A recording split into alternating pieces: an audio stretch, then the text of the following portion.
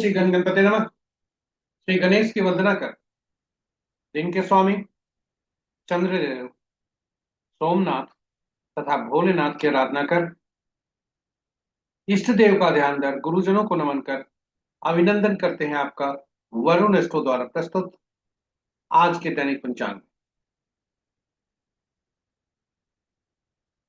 यह हम नित्य प्रस्तुत किया करते हैं, जो कि 5 भागों में होता है। इसमें डेटा जो भी प्रयुक्त होते हैं त्रिक पंचांग से लिए जाते हैं। छवि, ध्वनि तथा जन्म तिथि किसी सेलिब्रिटी का, महत्वपूर्ण व्यक्तियों का गूगल से लिया जाता है और यह प्रस्तुति आप तक यूट्यूब के माध्यम से पहुंचाई जाती है। यदि हमारे चैनल को पहली बार आप देख रहे हैं तो आपसे अनुरोध है कि चैनल को सब्सक्राइब करें, साथ ही साथ नोटिफिकेशन बटन को दबाना न भूलें ताकि हमारे हर प्रस्तुति की सूचना आप तक पहुंच सके और आप उससे लाभान्वित हो। चलिए, जिस प्रकार पंचांग के 5 अंग होते हैं, इस दैनिक पंचांग के भी 5 अंग हैं। उनसे परिचय होते उनसे उनका थोड़ा परिचय हो जाए। दैनिक पंचांग 5 भागों में पहला भाग पंचांग मुहूर्त और ग्रहों के गोचर से संबंधित है और इसी पहले भाग का से ले पंचांग मुहूर्त को लेकर अलग हम लघु पंचांग भी प्रस्तुत करते रहते हैं और वह नित्य हम प्रस्तुत करते हैं, जो आपके सुझाव के अनुरूप है। ग्रहों के गोचर इसमें अतिरिक्त प्रस्तुति है। दूसरा भाग जन्म पत्रिका में चंद्रमा जिस नक्षत्र में होते हैं और आज जिस नक्षत्र में चंद्रमा भ्रमण कर रहे हैं, दोनों को मिलाकर आज कैसे दिन, विभिन्न नक्षत्र में जन्मे जातक के लिए दिन कैसे होंगे,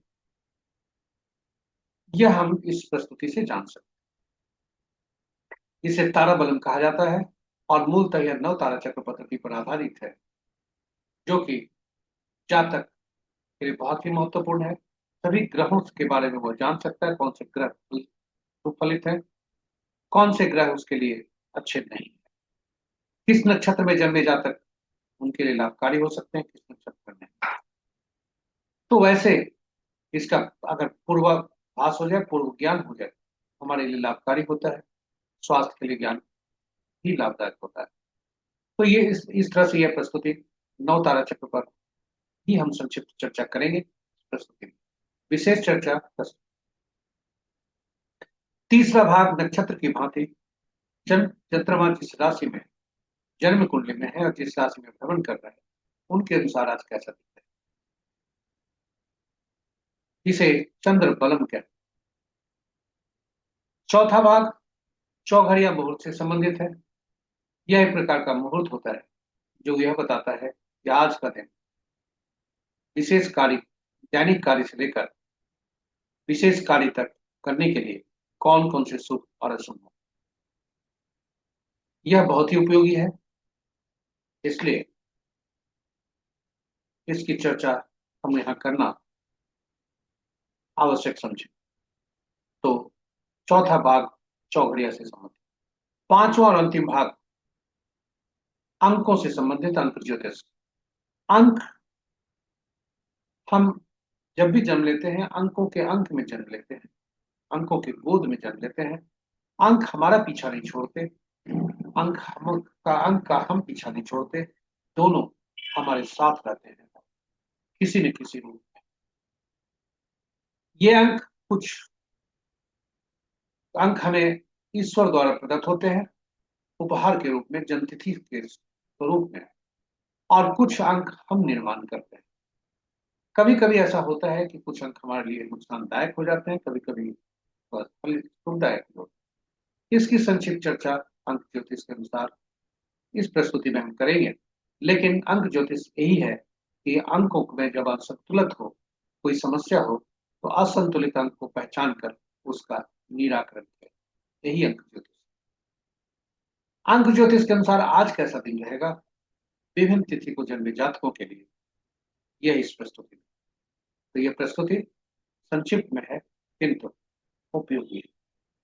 तो ये रहे हमारे पांचों भाग की सूची। इस प्रकार हर भाग महत्वपूर्ण है। आप कहीं जाएंगे नहीं, हमारे साथ बने रहेंगे। हम आपको इस प्रस्तुति में एक एक कर आपसे चर्चा करें। थोड़ी चर्चा करते हैं पंचांग की भूमिका का। पंचांग हमारे लिए केवल शुभ मुहूर्त जानने का माध्यम नहीं है। व्यक्ति के निर्णय क्षमता को सुदृढ़ करता है या आत्मबल बढ़ाता है। पंचांग प्रकृति और ब्रह्मांड की ऊर्जा के साथ संतुलन स्थापित करने में सहायक होता है, जिससे हम सबके जीवन में शांति, समृद्धि और सकारात्मकता का संचार होता है।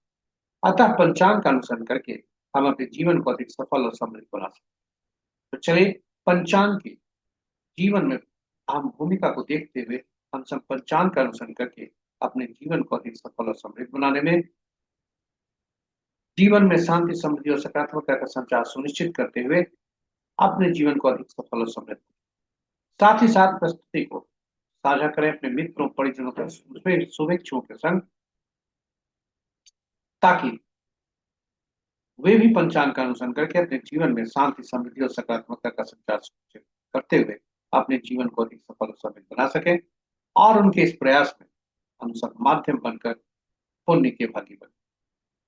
तो चलिए, अब आपको यात्रा आरंभ करते हैं पहले भाग से। कहीं जाइएगा नहीं, हमारे साथ बने रहिए। आज स्वागत है आपका पहले भाग। आज का दिनांक 22 सितंबर 2025, माह अश्विन, पक्ष शुक्ल, शाका संवत 1947 विश्वसु, विक्रम संवत 2082 कलायुग, और कलयुग का 5136वां वर्ष। सूर्योदय 5:38 तक, सूर्यास्त 5:46। Sunrise at 5:38 AM, sunset at 5:46 PM। आज का दिशा शूल पूर्व है। फिर भी इस दिशा में यात्रा करने में बाध्यता हुई तो या आईना देखकर या दूध पीकर यात्रा में सुखा। पंचांग के पांचों अंक।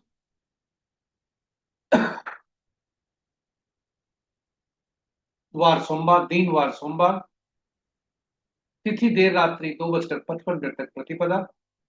उसके बाद जो प्रतिपदा जो नंदा तिथि के अंतर्गत आता है, तत्पश्चात द्वितीया जो भद्रा तिथि के अंतर्गत आता है। नक्षत्र दिन के 11:24 तक उत्तर फाल्गुनी, उसके बाद हस्ता। योग रात्रि के 7:59 तक शुक्ल, उसके बाद ब्रह्म। और करण अपराह्न 2:06 तक किंशुग्न। उत्तर पश्चात देर रात्रि 2:55 तक भौ, और फिर बालव। ये रहे पंचांग के पांचों अंक। महत्वपूर्ण मुहूर्त, शुभ और अशुभ, इस पर चर्चा करने की पूर्व चलते हैं भोलेनाथ को देखते हैं। भोलेनाथ का आज वास कहाँ है और उसके शुभता की। जय ओम भोलेनाथ। नमः शिवाय। आज जब तक प्रतिपदा तिथि है, भोलेनाथ शमशान में है, जो कि शुभ नहीं है। तत्पश्चात द्वितीय तिथि आरंभ होने के बाद रात्रि के 2:55 के पश्चात भोलेनाथ गौरी के सानिध्य में होते हैं, जो कि शुभ है। जय भोलेनाथ। ओम नमः शिवाय। ओम नमः शिवाय। महत्वपूर्ण मुहूर्त के शुभ मुहूर्त में अभिजीत मुहूर्त दिन के 11:18 से 12:06 तक। विजय मुहूर्त 1:43 से 2:32 अपराह्न तक। गोधूली बेला संध्या 5:46 से 6:10 संध्या तक। निशिता मुहूर्त देर रात्रि 11:18 से मध्य रात्रि 0:06।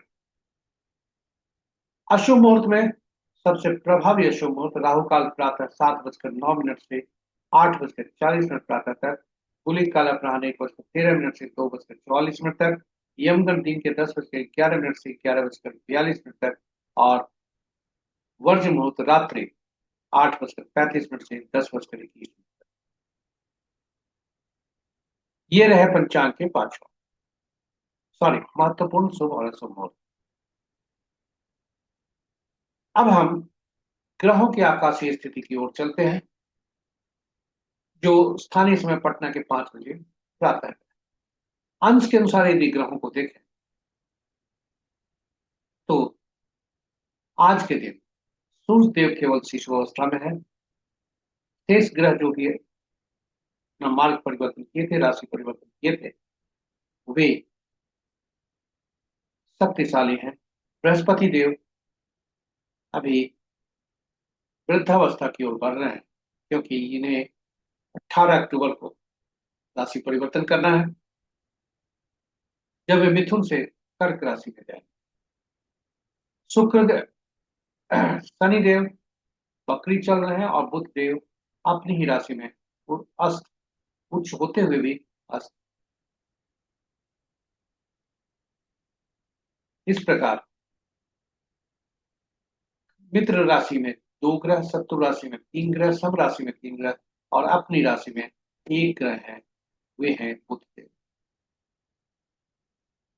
ग्रहों नक्ष और यदि कोई भी किसी भी राशि का किसी भी ग्रह का राशि परिवर्तन नहीं है, बुध ग्रह की राशि में सबसे ज्यादा ग्रह 4 ग्रह हैं, सूर्य की राशि में 2 ग्रह हैं तथा चंद्रमा और मंगल की राशि में कोई ग्रह नहीं है। शेष ग्रहों की राशियों में एक एक ग्रह।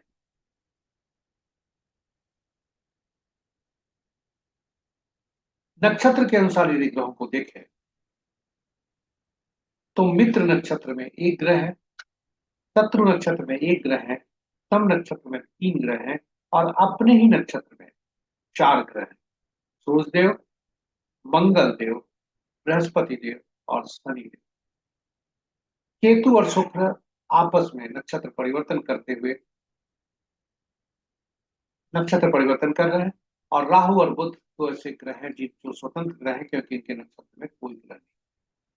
सूर्य देव के नक्षत्र में 2 ग्रह, बृहस्पति देव के नक्षत्र में 2 ग्रह, राहु बुध के नक्षत्र में कोई ग्रह नहीं और शेष ग्रहों के नक्षत्र में एक एक ग्रह। तो ये रहे हमारे आज किसी भी राशि का, किसी भी ग्रह का राशि परिवर्तन नहीं है। ये रहे हमारे आज के पहले भाग की दैनिक पंचांग के पहले भाग की प्रस्तुति। अब आपको ले चलते हैं दूसरे भाग। दूसरा भाग नक्षत्र से संबंधित है। ये इसे तारा बलम कहा जाता है। चंद्रमा जिस नक्षत्र में गोचर कर रहे हैं और चंद्रमा जिस नक्षत्र में जन्म कुंडली में है, उसके अनुसार कैसा फल होने का। ये फल हम देख सकते हैं। तारा बलम के समक्ष जो हॉरिजॉन्टल कॉलम है, वह चंद्रमा के गोचर नक्षत्रों का नाम है। वह चंद्रमा के गोचर को दिखाता है आज का। और ताराबलम के नीचे जो वर्टिकल रोज है, वह चंद्रमा जिस नक्षत्र में जन्म कुंडली में है जा करके वह दिखाता है।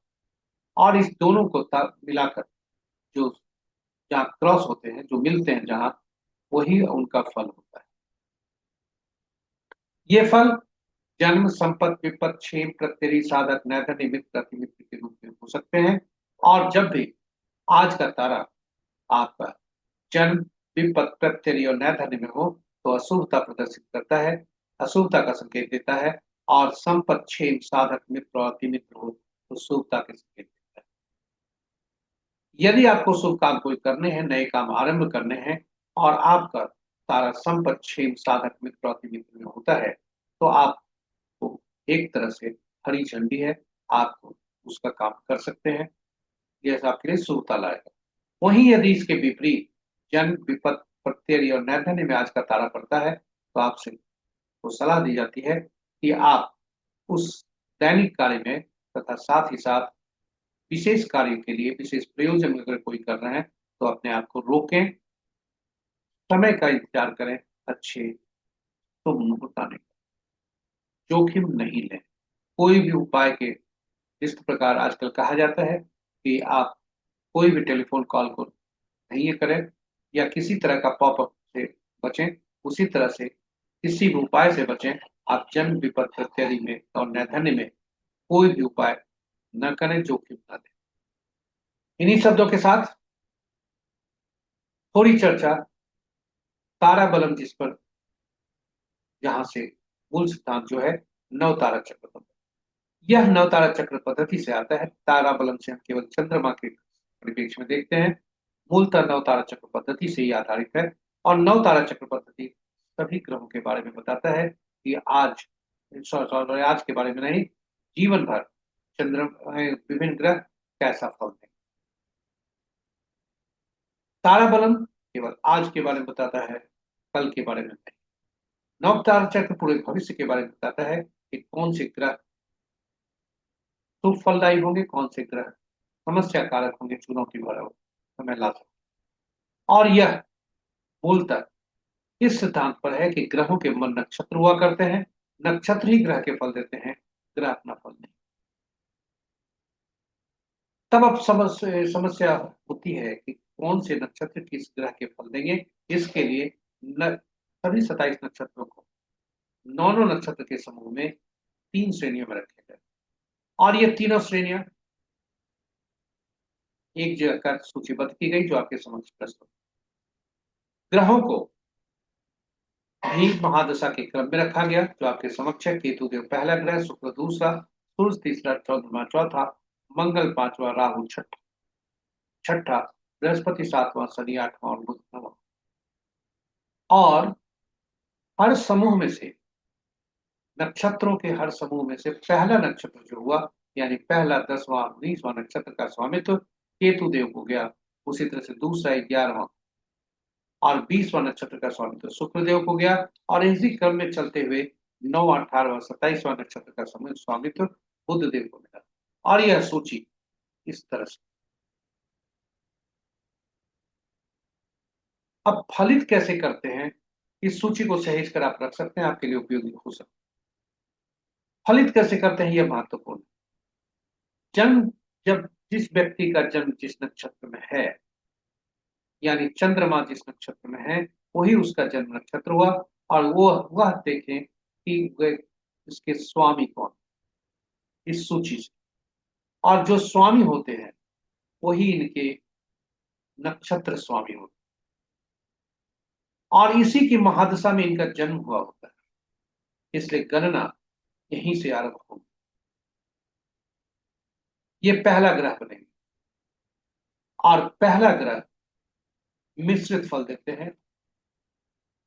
जन्म नक्षत्र जो भी होता है, जन्म ग्रह भी जो होते हैं, वे पीड़ा थोड़ा देते हैं, शुभता कम देते हैं। ये इनको पीड़ा की श्रेणी भी दी जाती है, जबकि मिश्रित फल देते हैं। वहां से दूसरा, चौथा, छठा, आठवां और नौवां ग्रह शुभ फलदायी होते हैं, और वहीं तीसरा, पांचवा, सातवां ग्रह अशुभ फलदायी होते हैं। और इनकी अशुभता या शुभता की मात्रा जैसे जैसे इनकी क्रम संख्या बढ़ती है, वैसे वैसे ये फल देते हैं।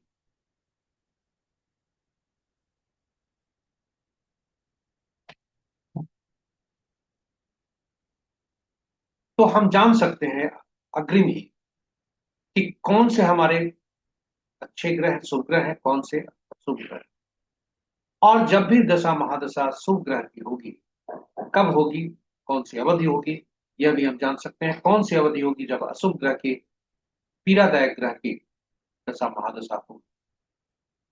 और यह यदि हमें पहले से पता चल जाए, तो हम शुभ ग्रहों में शुभ कार्यों का निष्पादन कर सकते हैं त्वरित गति से, योजनाबद्ध तरीके से। और वहीं अशुभ ग्रहों की महादशा के आने के पूर्व भी अपने आप को मानसिक रूप से हम अपने चुनौती का सामना करने के लिए तैयार कर सकते हैं, जो अंततोगत्वा हमारे लिए स्वास्थ्य का के लिए लाभदायक होता है, पीड़ा कम महसूस। उसी तरह जन्म कुंडली में कौन से ग्रह कितने शुभकारी होंगे, यह हम जान सकते हैं, अग्रिम से खुद जान सकते हैं। उदाहरण स्वरूप, यदि हमारा दैनिक वृत्ति से या हमें संपत्ति चाहिए, तो हम ये देखेंगे कि हमारे जन्म ग्रह से दूसरा ग्रह कौन है, और वे जन्म कुंडली में कहाँ बैठे हैं। उस ग्रह से संबंधित, उस राशि से संबंधित कार्य कर जाएं, हमें संपत्ति की प्राप्ति होगी। उसी तरह से यदि हम किसी कार्य को करने हैं, तो शुभ ग्रह जहां बैठे हैं वे शुभकारी होंगे ग्रह।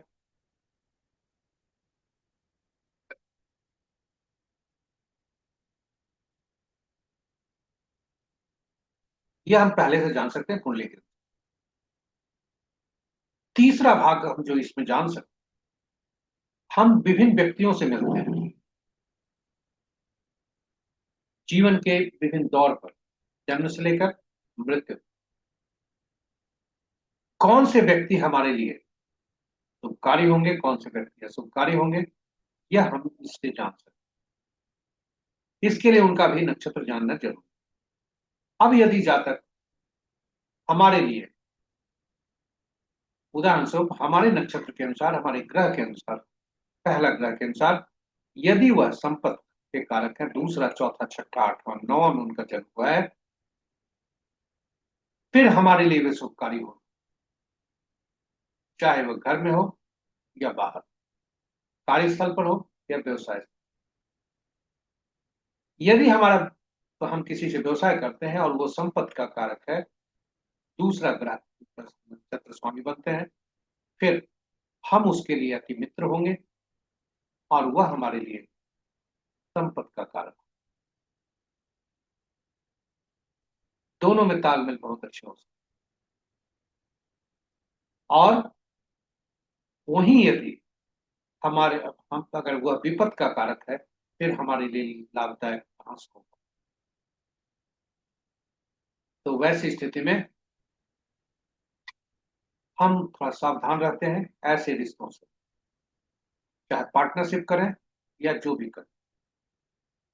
इस प्रकार हम शुभता और अशुभता जान सकते हैं। नवतारा चक्र पद्धति बहुत ही उपयोगी है, और इसलिए नवतारा चक्र पद्धति पर हमने अलग वीडियो भी डाला है, जिसमें भगवान राम, मां सीता तथा पवन पुत्र हनुमान की कुंडली रखी है। और यह नवतारा चक्र पद्धति से हमने प्रयास किया है ये बताने का कि उनके आपस के संबंध कैसे थे, कितने फलदायी थे, शुभ फलदायी, वे कितने थे, ये हम इतिहास के पन्नों में भी है, हमारे विवाह पर भी है, हमारे मन मस्तिष्क में भी, और नवतारा चक्र पद्धति से प्रमाणित होता है। इसलिए यह पद्धति बहुत ही सटीक है। आप भी इसको देखें, समझें और उपयोग करें। इन्हीं शब्दों के साथ आज तारा बलम क्या कहता है, चंद्रमा क्या कहते हैं, संकेत क्या दे रहे हैं विभिन्न नक्षत्रों में जन्मे जातक के। तो आज चंद्रमा दिन के 11:24 तक वे उत्तरा फाल्गुनी नक्षत्र में हैं, और उसके बाद वे हस्ता नक्षत्र यानी अपने ही नक्षत्र में जाएंगे। यदि हम भरणी पूर्वा फाल्गुनी या पूर्वाषाढ़ा नक्षत्र के जातक के लिए देखें, तो पहला भाग जब तक वे उत्तरा फाल्गुनी नक्षत्र में हैं, तब तक संपत्ति के कारक हैं उनके लिए। उसके बाद जब वे अपने नक्षत्र में जाते हैं तो विपद के कारक हैं। हम दूसरा किसी नक्षत्र को देखते हैं। यदि जातक का जन्म पुनर्वसु, विशाखा, पूर्वा भाद्रपद नक्षत्र में हुआ है, तो पहला भाग साधक है, दूसरा भाग समस्या का कारक।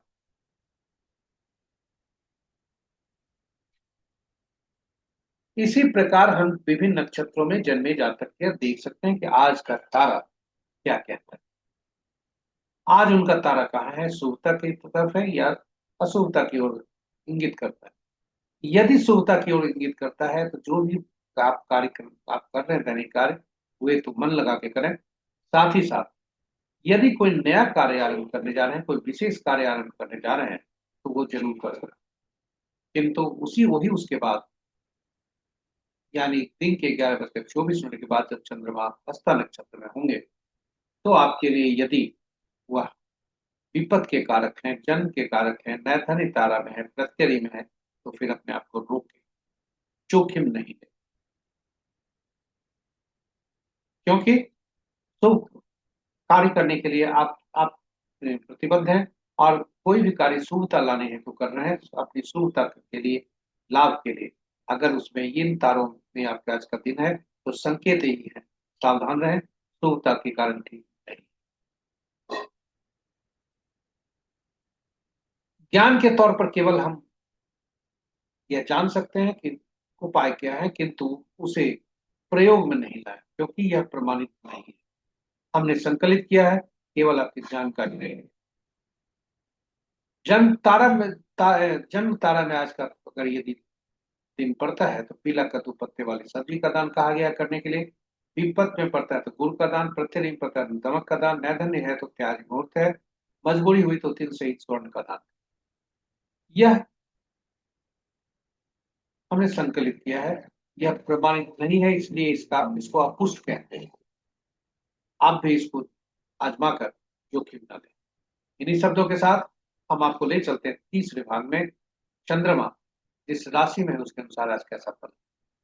सूर्यदेव और चंद्रदेव तथा बुध देव एक ही राशि में, कन्या राशि, अमावस्या का दिन है, इसलिए आज राशि परिवर्तन नहीं है। इसलिए आज कहें कि विभिन्न जातकों के लिए, जन्म विभिन्न राशियों में जन्मे जातक के लिए, मेष राशि, मेष, कर्क, कन्या, वृश्चिक, धनु और मीन राशि के जातक के लिए आज दिन शुभता के संकेत। शेष राशि के जातक के लिए वह सावधान रहें, इष्ट देव का ध्यान धरें, जोखिम न लें, वाहन चलाते समय, वाद विवाद करते समय पूरा अपने आप को संयम पर। इन्हीं शब्दों के साथ इस पद्धति को चंद्र बलम कहते हैं। इन्हीं प्रस्तुति के साथ आपको ले चलते हैं चौथे भाग में, चौघड़िया भाग। चौघड़िया बहुत शुभ और अशुभ समय दर्शाता है। कौन सा शुभ और अशुभ काल है, किसी भी शुभ काम को करने के लिए इसका उपयोग किया जाता है। वह शुभ कार्य पूजा, दैनिक कार्य से लेकर पूजा पाठ, या कोई भी पहली बार कोई कार्य किए जा रहे हो तो इस मुहूर्त को देखा जाता है। यदि हम आप उचित मुहूर्त नहीं देखना चाहते तो किसी भी शुभ को कार्य करने के लिए उसमें शुभता लाने हैं तो कम से कम चौघड़िया जरूर दें। चौघड़िया की उपयोगिता को देखते हुए हमने हिंदी और अंग्रेजी में अलग अलग यूट्यूब पर पोस्ट रखा है। चौघड़िया की उपयोगिता हिंदी में, यूटिलिटी ऑफ चौघड़िया अंग्रेजी। आपके समक्ष जो सूची पर उपस्थित है उसका विवेचन करते हैं। कुल 8 चौघड़िया दिन के होते हैं और 8 चौघड़िया रात के, किंतु सप्ताह के 7 ही दिन होते हैं, इसलिए 7 चौघड़िया का नामकरण हुआ। और इसलिए जो पहला चौघड़िया हुआ करता है वही अंतिम चौघड़िया भी होता है। इस प्रकार चौघड़िया का संबंध साप्ताहिक दिनों से हुआ, और हम जानते हैं कि हर साप्ताहिक दिन के स्वामी अलग अलग ग्रह हैं, इसलिए हर चौघड़िया का जो संबंध ग्रहों से हो गया। और ये सभी सातों ग्रह विभिन्न कार्य करने के लिए, विभिन्न प्रयोजन के लिए उपयोगी होते, इसलिए फलित करने हेतु हर चौघड़िया विशेष कार्य, विशेष प्रयोजन के लिए उपयोगी होता है। सावधानी यहाँ यह रखी जाती है कि दिन का चौघड़िया जो भी होता है, कुछ चौघड़िया राहु काल, वार बेला और काल बेला से ग्रसित, और रात्रि का एक कुछ चौघड़िया काल रात्रि से ग्रसित हो सकता है। और जब भी अशुभता से अधिव्याप्त कोई चौघड़िया हो तो उसका उपयोग शुभ कार्यों के लिए नहीं किया जाता, उसको त्याग दिया जाता, उसको आजमाया भी नहीं जाता। तो ये रहे हमारे चौघड़िया की उपयोगिता पर संक्षिप्त चर्चा। अब आज का चौघड़िया देखते हैं, आज का चौघड़िया क्या कहता है। तो आज का चौघड़िया बंधु, अमृत चौघड़ी, सोमवार दिन है, चंद्रदेव का दिन है। अमृत चौघड़िया से आरंभ हो रहे हैं, अमृत चौघड़ी से समाप्त हो रहे हैं, और ये अमृत चौघड़िया सभी कार्यों के लिए उपयोगी हुआ करता है।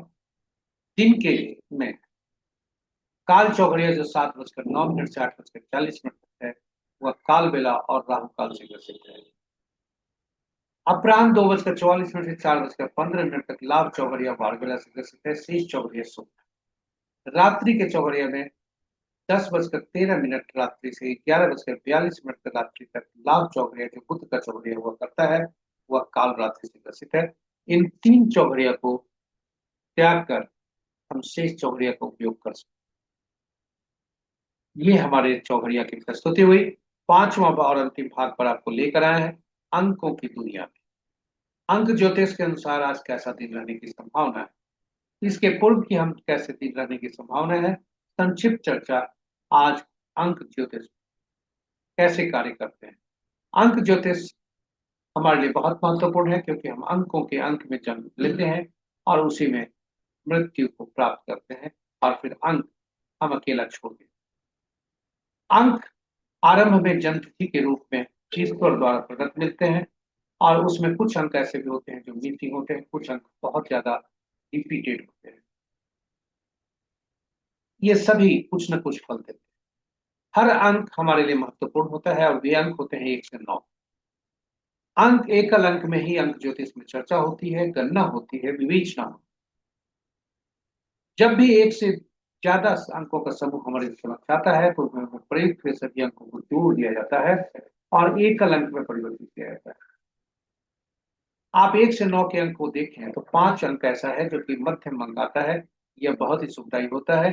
और 5 अंक अपने से पूर्व आने वाले अंकों को और बाद में आने वाले अंकों को संतुलित करता है। इन सभी अंकों के शून्य की गणना नहीं की जाती क्योंकि शून्य अनिश्चितता को दर्शाता है।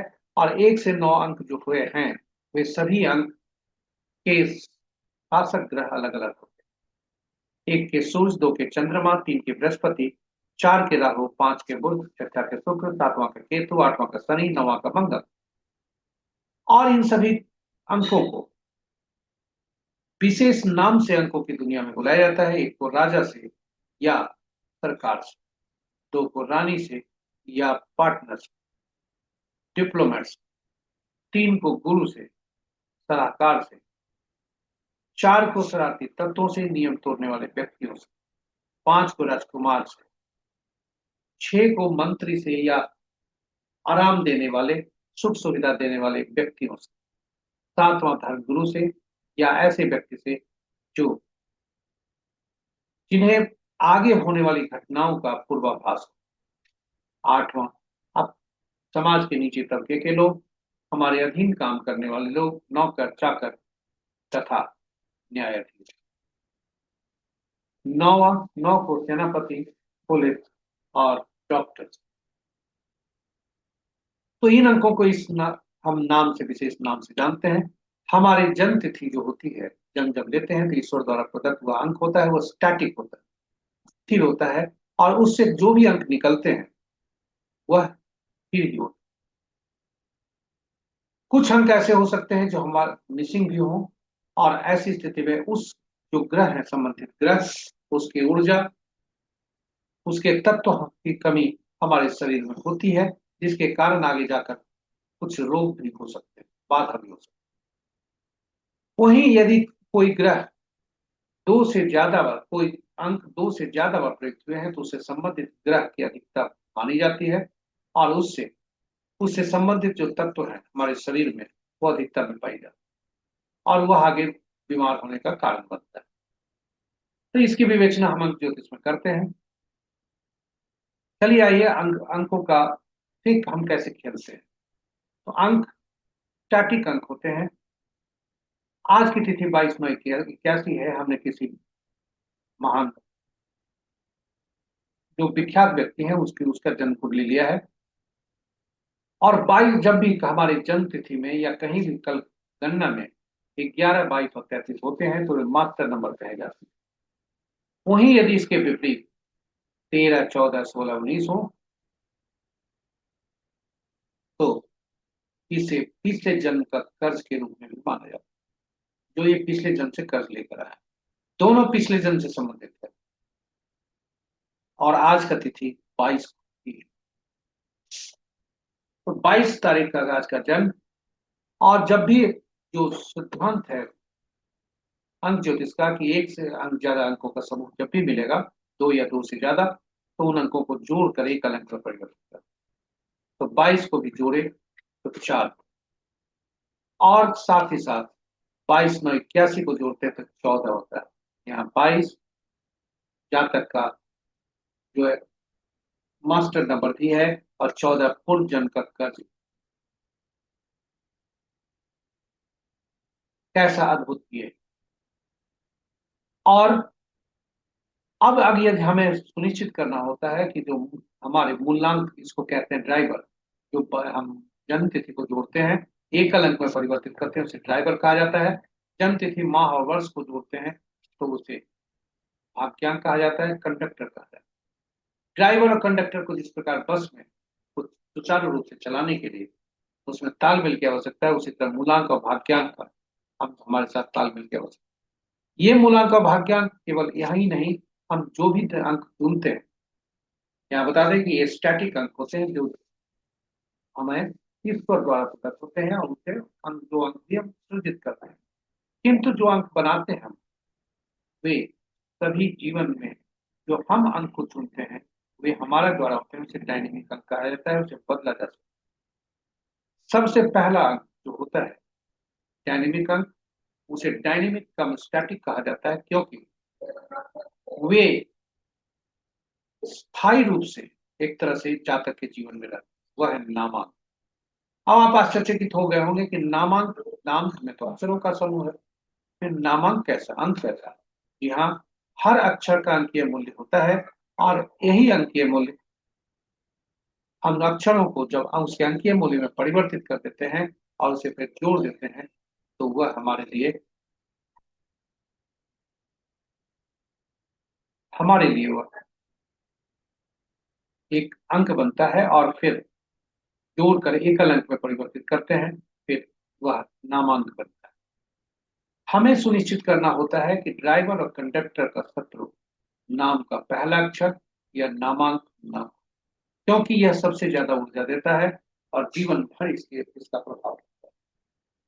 इसलिए नाम को चयन करते समय यह सुनिश्चित करें कि जो मूलांक है, भाग्यांक है, उसका शत्रु अंक वाले अक्षर नाम का पहला न हो, तथा नामांक भी उसके शत्रु अंक पर न जाए। यदि है तो फिर नाम में सुधार किया हो सकता है। तो ये रहे हमारे। अब आप जानना चाहेंगे कि नाम के या अंकों के शत्रु कौन कौन? तो आपके समक्ष शत्रु की सूची और हर अंक का मूलांक और भाग्यांक का नाम का जो पहला अक्षर वर्जित है, वह भी यह सूची आपके समक्ष। 1 के 8, 2 के 4 6 8 9, 3 के 6, 4 के 8 9 4 2, 6 के 3 9, 7 के 7 9 3 8 के 2 9 4 8, और 9 के 6 4 2 8 9। इस पूरी सूची को देखें तो कुछ अंक ऐसे हैं, 4 अंक, 4 6 4 7 8 और 9।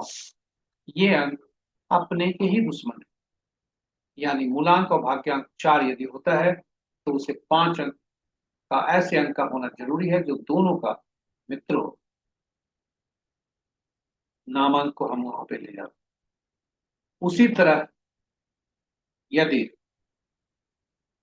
नाम का पहला अक्षर गड़बड़ है, फिर उसे ठीक किया जाता है, लेकिन नामांक यदि गड़बड़ है तो हम उसमें कुछ अंकों को जोड़कर, कुछ अक्षरों को जोड़कर उसे ठीक करने का प्रयास करते हैं। तो ये रहे अंक ज्योतिष की यही भूमिका है जीवन में, कि पहचाने कहाँ अंक असंतुलित हो और उनका निराकरण। इसके साथ ही यह प्रस्तुति यहाँ पर हम आपको आगे ले चलते हैं। आज का दिन कैसा है? हमने अपनी पिछली प्रस्तुति में कहा है कि आज का सितंबर माह में भी जो जातक जन्म लेंगे उनके मूलांक और भाग्यांक एक ही होंगे, ड्राइवर और कंडक्टर एक। आज की तिथि 22, मूलांक और भाग्यांक 4, और 4 अंक का देखें, मित्र अंक केवल 6 और 7 है, और तटस्थ अंक 1 है और 5 है। शेष अंक इनके लिए शुभ नहीं है। 4 के 4 खुद शत्रु, 4 के 8 शत्रु, 4 के 9 अति, 4 के 2 शत्रु, 4 के 3 शत्रु, यानी जो जिस जातक का जन्म, जिनका मूलांक या भाग्यांक, मूलांक जिनका 2 होता है वे 4 के शत्रु हैं, 3 होता है वह शत्रु हैं, 4 जिनका होता है कोई 4 खुद के शत्रु हैं। इसी तरह से 8 और 9 के शत्रु भी 4 हुआ करते, तो उनके लिए अच्छे संकेत नहीं है। शेष ग्रह जिनका मूलांक 6 और 7 होता है, साथ ही साथ जिनका मूलांक 1 है और 5 है, उनके लिए शुभता के संकेत। शेष मूलांक वाले जातक सावधान रहें, वाद विवाद से दूर रहें, वाहन चलाते समय अपने आप को संयम बरतें, कोई नया कार्य जोखिम वाला न लें। इन्हीं शब्दों के साथ हम आज की प्रस्तुति यहाँ समाप्त करते हैं, और हमारे साथ बने रहने के लिए आपको बहुत बहुत धन्यवाद। यदि आप प्रस्तुति को पहली बार देख रहे हैं तो हम इस प्रस्तुति को सब्सक्राइब करें, हमारे चैनल को सब्सक्राइब करें, साथ ही साथ नोटिफिकेशन बटन दबाएं, ताकि आपको हमारी हर प्रस्तुति की सूचना मिल सके और आप उससे को अध्ययन कर तो अपने जीवन में शुभता ला सकते। सभी नए पुराने सब्सक्राइबर से अनुरोध है कि इसे साझा करें अपने मित्रों परिजनों का शुभेच्छुओं के संग, ताकि वे दैनिक पंचांग के हर भाग की प्रस्तुति का से लाभ उठा सकें और अपने जीवन में अधिक सफलता और समृद्धता ला सकें, शुभता ला सकें। इन्हीं शब्दों के साथ सभी आज के देवताओं से, भोलेनाथ से, सोमनाथ से, चंद्रदेव से प्रार्थना करते हैं कि आपका दिन शुभ। इसी के साथ हम अपनी प्रस्तुति को यहीं विराम देते हैं। जय भोलेनाथ।